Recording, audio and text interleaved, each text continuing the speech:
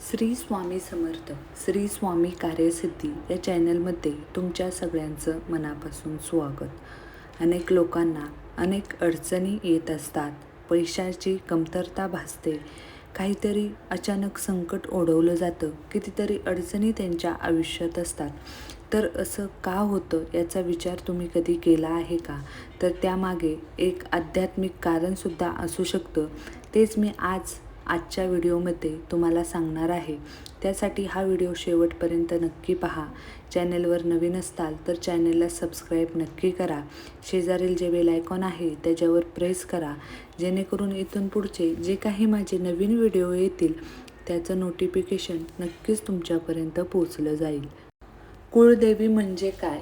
कुळदेवी आपल्या कुळाचं रक्षण करते, आपल्या घराचं, आपल्या मुलांचं रक्षण करते आणि याच कुळदेवीची सेवा आपण करायला विसरतो, म्हणून आपल्या आयुष्यामध्ये अनेक अडचणी निर्माण होत असतात।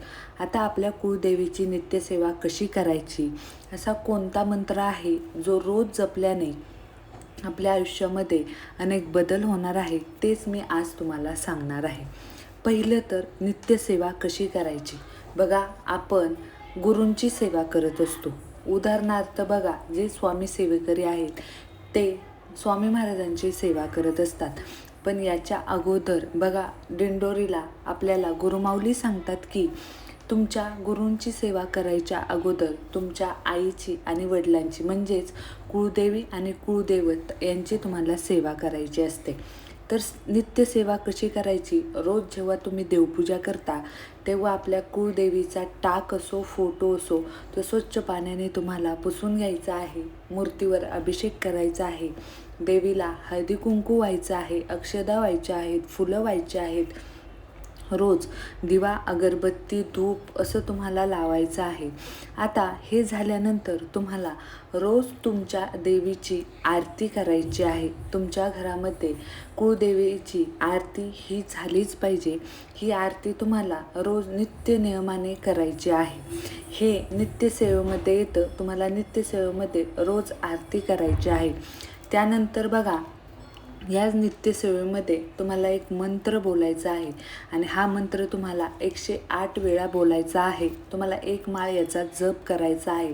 तो मंत्र असा आहे, ओम ऐं ह्रीं क्लीं चामुंडाय विच्चे, ओम ऐं ह्रीं क्लीं चामुंडाय विच्चे। असा तुम्हाला हा मंत्र रोज 108 वेळा बोलायचा आहे। अशी तुम्हाला दर दिवशी म्हणजेच नित्य नियमाने ही नित्यसेवा करायची आहे। त्यानंतर बघा, तुम्हाला एक कलशसुद्धा स्थापन करायचा आहे। हा कलश स्थापन केल्यावर त्यातलं जे पाणी असतं ते तुम्हाला मंगळवारी किंवा शुक्रवारी बदलायचं आहे। त्याच्यानंतर बघा, तुम्हाला पौर्णिमा असो, मंगळवार असो, शुक्रवार असो, ज्यांना वेळ असेल त्यांनी मंगळवारी, शुक्रवारी आणि ज्यांना वेळ नसेल त्यांनी महिन्यातून एकदा तरी पौर्णिमेला कुंकुमार्चन करायचं आहे। हे कुंकुमार्चन आपल्याला आपल्या कुळदेवीसाठी हे कुंकुमार्चन करायचं असतं आणि हे तुम्हाला दर महिन्याला म्हणजेच पौर्णिमेला हे तुम्हाला कुंकुमार्चन करायचं आहे। अशी ही सेवा आहे, ही तुम्हाला सेवा नित्य नियमाने करायची आहे। आता ही सेवा जर तुम्ही चालू केली तर तुमच्या आयुष्यामध्ये खूप सारा बदल घडून येणार आहे। तुमच्या ज्या आर्थिक अडचणी असतील, पैशाची कमतरता असतील, काही कामे होता राहिली असतील, ती सर्व कामे होणार आहेत। पैशाची कमतरता भासणार नाही, तुमच्या अनेक अडचणी आहेत त्या कमी होणार आहेत। त्यासाठी तुम्हाला ही सेवा करायची आणि सगळ्यात महत्त्वाची सेवा ती म्हणजे तुमची जी कुलदेवी असेल तिला तुम्हाला तिच्या मूळ स्थानावर जाऊन तिला तुम्हाला भर ओटी करायची आहे। बघा, वर्षातून एकदा तरी एक दिवस असा काढा आणि आपल्या कुळदेवीला जा, तिथं भर ओटी तुम्हाला त्या देवीला अर्पण करायची आहे। ही अर्पण केल्याने तुमच्या आयुष्यामध्ये खूप सारा बदल घडून येणार आहे। तुमच्या ज्या काही मी अडचणी सांगितल्या त्या अडचणी कमी होणारच आहेत, पण तुमचं मन प्रसन्न होणार आहे।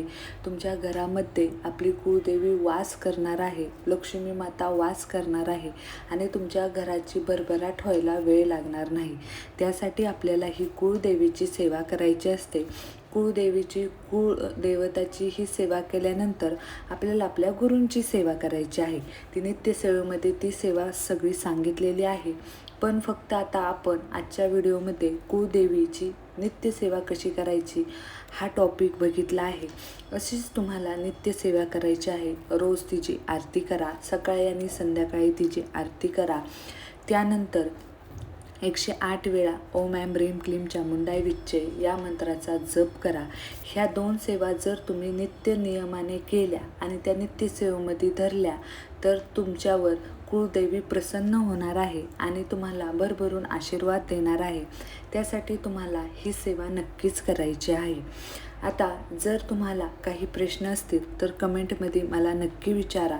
तुम्हाला जर हा व्हिडिओ आवडला असेल तर व्हिडिओला लाईक आणि शेअर करायला विसरू नका.